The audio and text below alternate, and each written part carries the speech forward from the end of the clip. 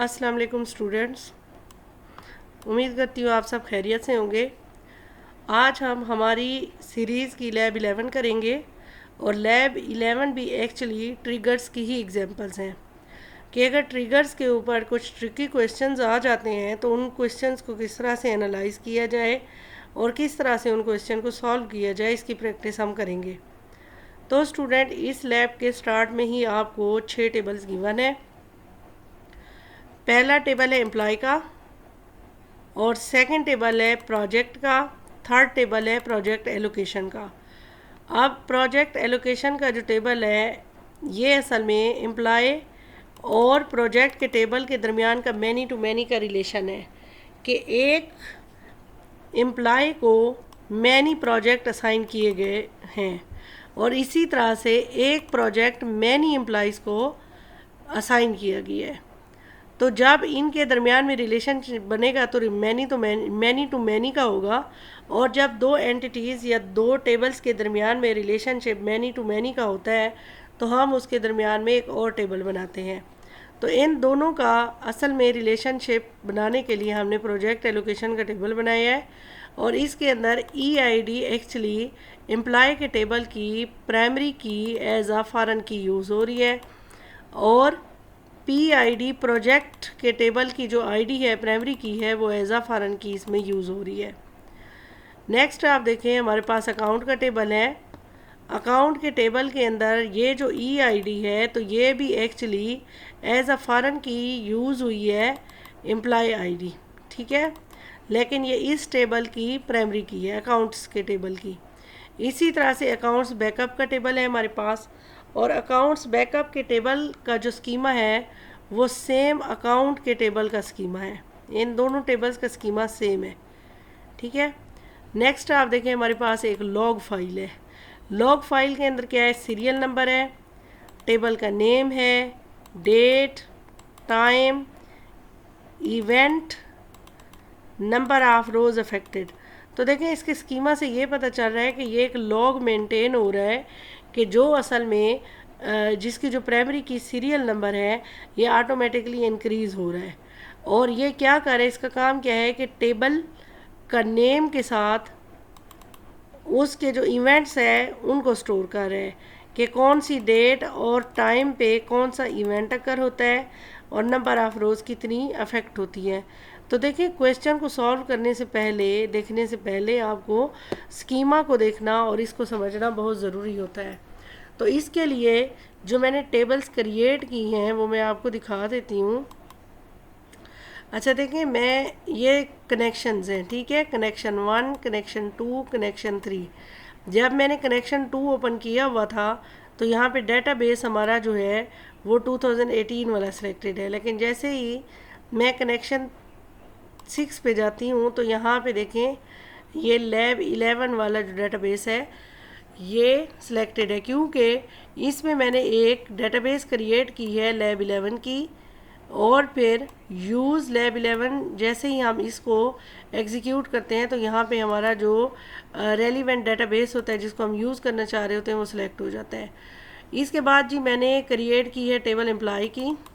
Employ table के अंदर आप देखें तो स्कीमा में सबसे पहले EID, employee ID integer primary key है, फिर एम्प्लॉय का नेम है, age, integer type, city, rank और डिपार्टमेंट है, ठीक है। और इसके बाद प्रोजेक्ट का टेबल क्रिएट किया है तो इस प्रोजेक्ट के टेबल के अंदर सबसे पहले इसकी प्राइमरी की है, PID, और उसके बाद प्रोजेक्ट नेम और प्रोजेक्ट बोनस अमाउंट है।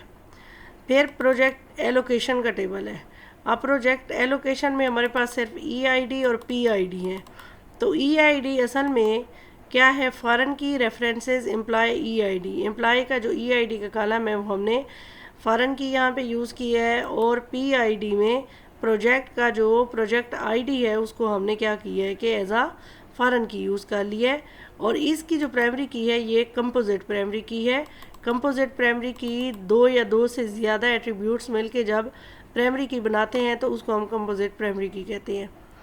नेक्स्ट आप देखें, हम अकाउंट्स का टेबल बना रहे हैं और अकाउंट्स के टेबल के अंदर जो EID है ये असल में एम्प्लॉय की EID एज अ फरन की यूज़ हुई है।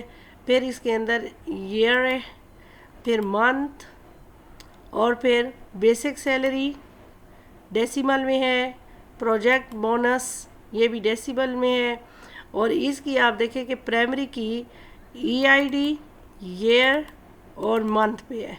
ठीक है, ये 3 कॉलम मिल के तो अकाउंट्स के टेबल की प्राइमरी की बना रहे हैं। इसके बाद अच्छा आप चाहें तो आप सिर्फ EID को भी प्राइमरी की बना सकते हैं। फिर हम टेबल क्रिएट कर रहे हैं अकाउंट्स बैकअप का, और ये इसका स्कीमा जो है वो सेम है। ठीक है, किसके स्कीमा के साथ, अकाउंट्स के टेबल के साथ। फिर आप देखें लॉग है, लॉग की फ़ाइल हम बना रहे हैं। इसमें सबसे पहले है सीरियल नंबर। सीरियल नंबर में आप देखें ये इंटीजर इसकी टाइप है, और आइडेंटिटी 1011, इसका क्या मतलब है? इस वाले सेंटेक्स का मतलब ये है कि ये जो सीरियल नंबर हम सीरियल नंबर का हम एट्रीब्यूट बना रहे हैं, ये होना चाहिए, स्टार्ट होना चाहिए 101 से। ठीक है, और जब भी इसके अंदर एक नई एंट्री आए तो 101 में 1 ऐड होता जाए। जब सबसे पहली एंट्री आएगी, पहली रो एंटर होगी, तो उसकी जो ID होगी वो 101 होगी। फिर उसके बाद इसके ऊपर ऑटो इंक्रीमेंट लगता जाएगा, 102, 103, 104 जैसे जैसे एंट्री होती जाएगी तो ऑटोमेटिकली क्या होता जाएगा कि इस टेबल की जो प्राइमरी की है वो ऑटो जनरेट होती जाएगी। और इस कॉलम को हमने बना दिया है प्राइमरी की। नेक्स्ट आप देखें टेबल नेम, फिर डेट, और उसकी डेटा टाइप क्या है, डेट है, फिर टाइम है, फिर इवेंट है, फिर नंबर ऑफ रोज़ अफेक्टेड है, और ये इंटीजर टाइप है। तो इस तरह से हमने क्या किया है कि ये 6 टेबल हमने क्रिएट कर लिए हैं। ये वाले 6 टेबल क्या हैं कि हमारे पास क्रिएट हो गए हैं, जो कि हमने डेटाबेस बनाई है लैब 11 की उसके अंदर। अब हमने करना क्या है कि हमने कुछ टास्क परफॉर्म करने हैं। तो इसमें देखें सबसे पहला जो टास्क है उसमें क्या है, ए सेक्शन है इसका, इसमें है whenever a record is inserted और updated from account table it must also be inserted updated in account backup table as well. मतलब कि जब भी अकाउंट के टेबल के अंदर कोई भी वैल्यू इंसर्ट की जाए या पहले से पड़ी हुई वैल्यू को अपडेट किया जाए, तो जो अकाउंट बैकअप का टेबल है तो उसमें भी ये इंसर्शन या फिर अपडेशन होनी चाहिए। ठीक है, और इसके बाद आप देखें do not allow user to delete any record from accounts और अकाउंट्स बैकअप टेबल। पहले बात आ गई है जी हमारे पास इंसर्ट इवेंट की और अपडेट इवेंट की, कि जब भी अकाउंट के टेबल के अंदर कोई नया रिकॉर्ड इंसर्ट हो या अपडेट हो पहले वाला, तो यही वाली अपडेशन या फिर इंसर्शन अकाउंट टेबल में होनी चाहिए। फिर डिलीट के ऊपर ये रिस्ट्रिक्शन लगाई गई है कि अकाउंट्स के टेबल या फिर अकाउंट्स बैकअप के टेबल में से यूज़र को डिलीशन अलाउ ना की जाए। उसके बाद आप देखें ऑन इंसर्शन, अब इंसर्शन के ऊपर कुछ और भी एडिशन हो रही है। On insertion in accounts table project bonus will be calculated by system on the basis of projects assigned to the employee। अब करना क्या है कि हम देखेंगे कि जब भी अकाउंट के टेबल के अंदर कोई भी नया रिकॉर्ड, नया रो इंसर्ट होती है, तो क्या होना चाहिए कि इसका जो बोनस है, प्रोजेक्ट बोनस है, वो भी कैलकुलेट हो जाए। अब हम देखते हैं कि ये प्रोजेक्ट बोनस पड़ा हुआ कहाँ पे है। तो देखें हम बात करें अकाउंट की, ठीक है, ये है अकाउंट का टेबल। इसके अंदर असल में जो एम्प्लॉय की ID है वो एज अ फॉरेन की यूज़ हुई है, और इसके अंदर अगर हम देखें तो ये है हमारे पास प्रोजेक्ट बोनस। अब ये कैलकुलेट होना चाहिए। अब ये कैलकुलेट कैसे होगा, अमाउंट तो हमारी पड़ी हुई है प्रोजेक्ट के अंदर, ठीक है, तो मीन के प्रोजेक्ट और अकाउंट के दरमियान में या फिर प्रोजेक्ट और एम्प्लॉय के दरमियान में क्या करना पड़ेगा, हमें इनर जॉइन लगाना पड़ेगा। तो हम देखते हैं कि 1 बाय 1 इंसर्शन, अपडेशन और डिलीशन के ऊपर हम किस तरह से ट्रिगर बनाते हैं और किस तरह से ये वाली सारी की सारी फंक्शनैलिटी हम इसके अंदर ऐड करते हैं। अच्छा स्टूडेंट, अगर आपको मैं फ़ास्ट बोल जाती हूँ और आपको समझ नहीं आती है तो आप वीडियो को पास करके पहले आप स्टेटमेंट को पढ़ लिया करें, ठीक है? या दरमियान में पढ़ लिया करें या बाद में पढ़ के, तो इस स्टेटमेंट जो आपको क्वेश्चन गिवन होता है इसको आप अच्छे से समझ लिया करें ताकि आपको सोल्यूशन अच्छे से समझ आए। तो देखें, हम जो ट्रिगर बनाते हैं वो 3 ही इवेंट पे बनाते हैं ना, इंसर्ट, डिलीट और अपडेट पे। तो आप देखें यहाँ पे तीनों पे इंस्ट्रक्शंस गिवन हैं या रिस्ट्रिक्शंस लगाई गई हैं। अब इंसर्शन के ऊपर दो तरह से रिस्ट्रिक्ट किया गया है कि अगर इंसर्ट किया जाए अकाउंट के टेबल को तो अकाउंट बैकअप को भी लाजमी इसके अंदर भी इंसर्शन की जाए, ठीक है? और फिर जब भी इंसर्ट किया जाए न्यू रिकॉर्ड तो क्या होना चाहिए, जो प्रोजेक्ट का बोनस है वो भी कैलकुलेट होना लाजमी है, ठीक है? ये 2 रेस्ट्रिक्शन इंसर्ट के ऊपर है। और अपडेट के ऊपर क्या है कि जब भी अकाउंट का टेबल अपडेट हो साथ में अकाउंट बैकअप का टेबल भी अपडेट हो। और डिलीशन के ऊपर क्या है कि जब भी अकाउंट के टेबल में से या अकाउंट बैकअप के टेबल में से यूज़र डाटा डिलीट करना चाहे तो उसको इस चीज़ की इजाज़त नहीं होनी चाहिए। तो देखते हैं कि इसके ऊपर हम ये तीनों इवेंट के ऊपर ट्रिगर हम कैसे लगाते हैं।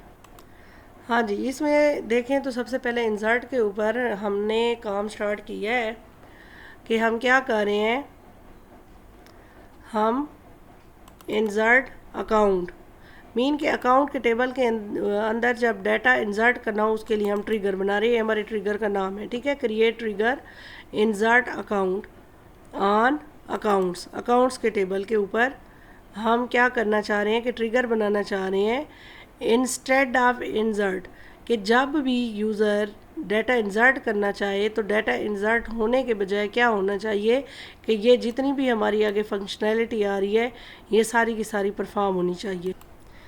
अच्छा, अब जब भी यूज़र डाटा इंसर्ट करेगा तो डाटा क्या है कि अकाउंट के टेबल के अंदर इंसर्ट नहीं होगा। अच्छा स्टूडेंट्स, अगर आपको इसका बेसिक जो ट्रिगर का सिंटैक्स है वो समझना है तो फिर आप मेरी प्रीवियस 2 वीडियोस देख ले जो कि लैब 10 ए और बी के नाम से हैं, ठीक है? उसमें आपको बेसिक सिंटैक्स और उसकी प्रैक्टिस हो जाएगी, उसके बाद आप ये कम्प्लेक्स क्वेश्चन ईज़िली समझ पाएंगे। तो देखें, इंसर्ट का जब भी इवेंट अकर होगा तो इंसर्शन नहीं होगी। पहले क्या होगा, एस के बाद ट्रिगर की बॉडी स्टार्ट हो जाएगी, फंक्शनैलिटी स्टार्ट हो जाएगी और बिगन के बाद ट्रिगर की बॉडी स्टार्ट हो जाएगी।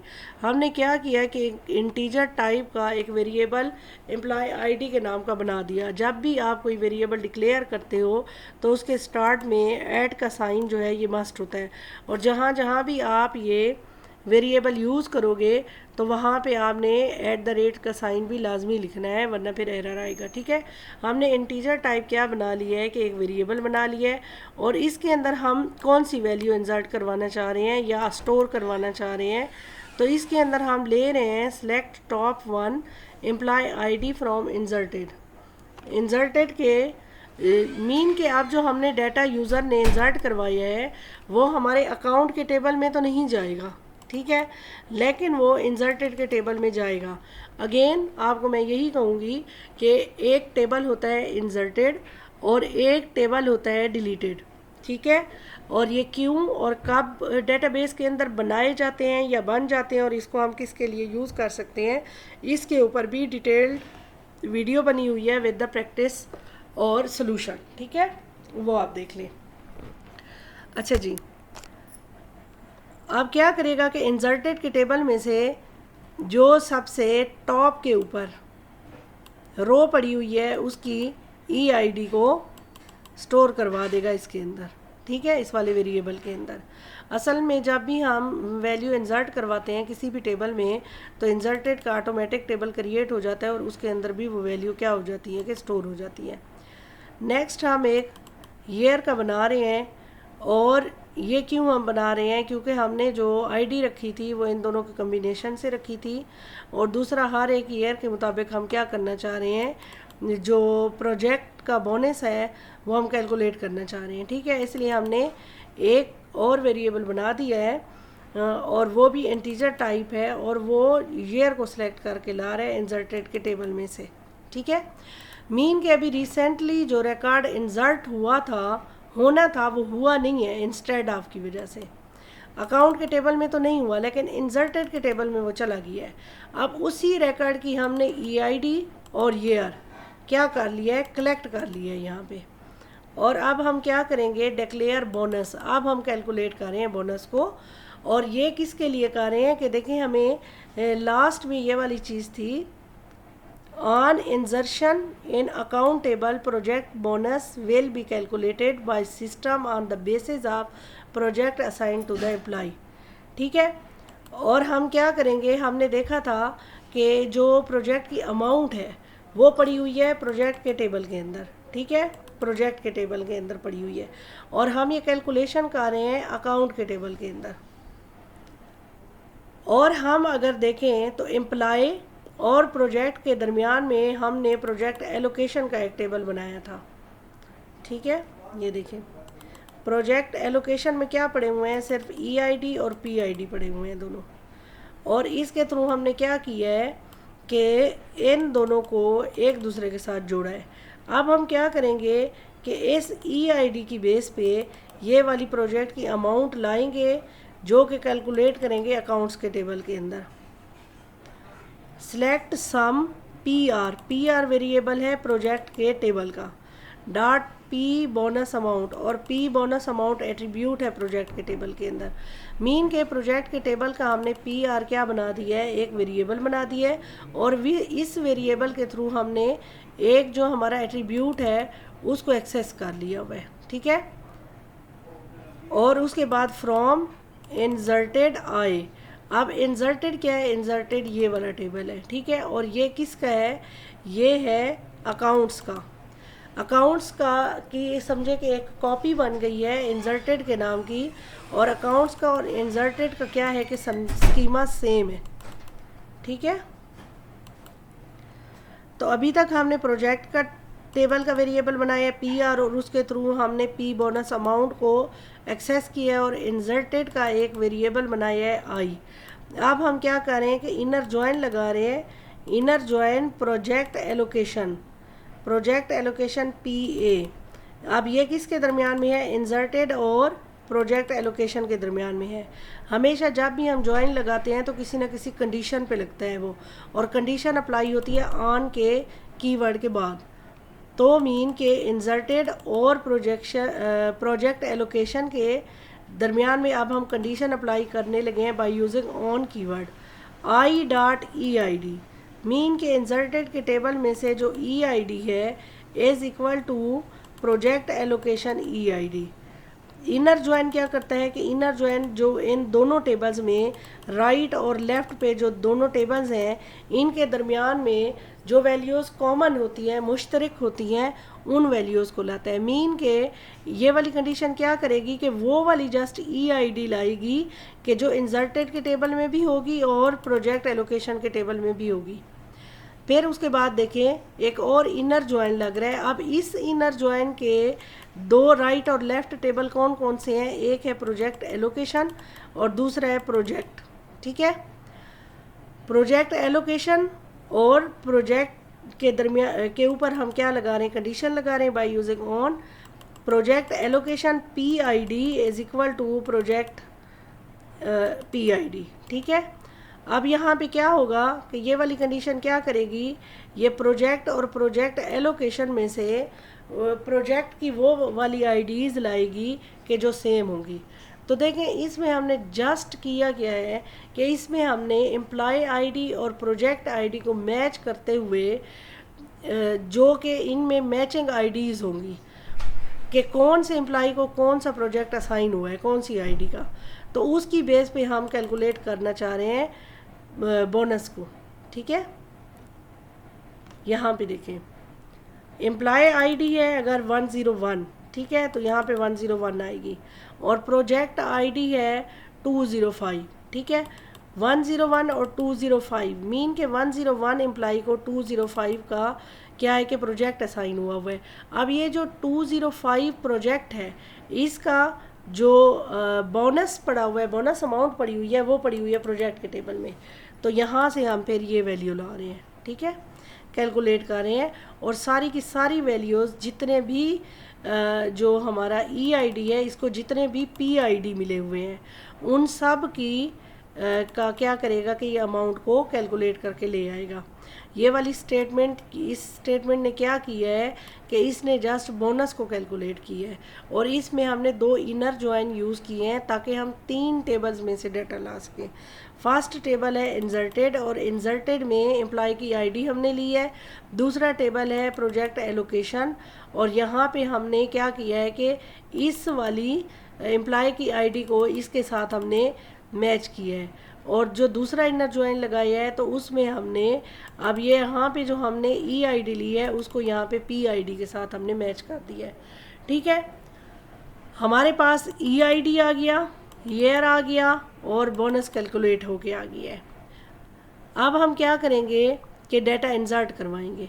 Insert into accounts backup select direct from inserted. ठीक है, क्या करेगा कि अकाउंट के बैकअप के अंदर क्या कर देगा कि इंसर्टेड के अंदर जो भी डाटा पड़ा हुआ है वो डाल देगा और फिर insert into accounts select direct from inserted.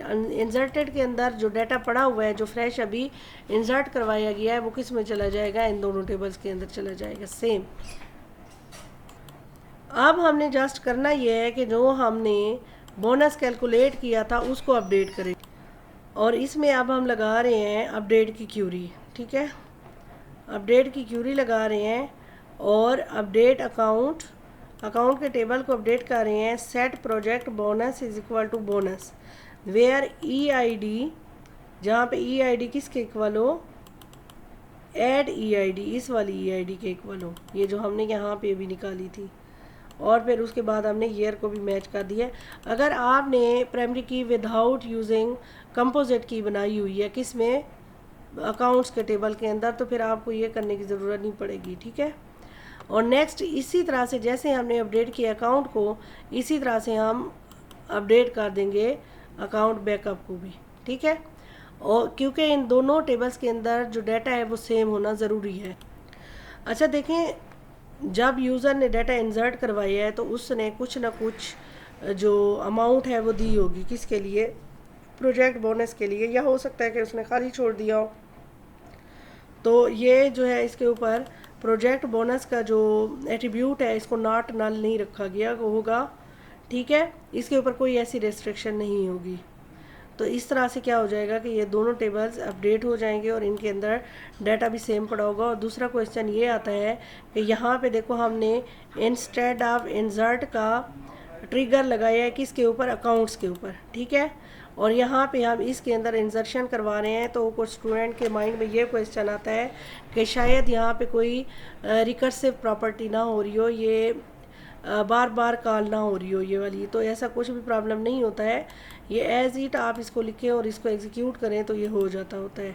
अच्छा स्टूडेंट, वीडियो बहुत लंबी हो जाएगी अगर मैंने ये वाली लैब अभी एंड की, तो फिर इंशाल्लाह इसके जो बाकी के 2 पार्ट हैं वो हम नेक्स्ट वीडियो में करेंगे। हमारे साथ रहिएगा, अपना बहुत ख्याल रखिएगा।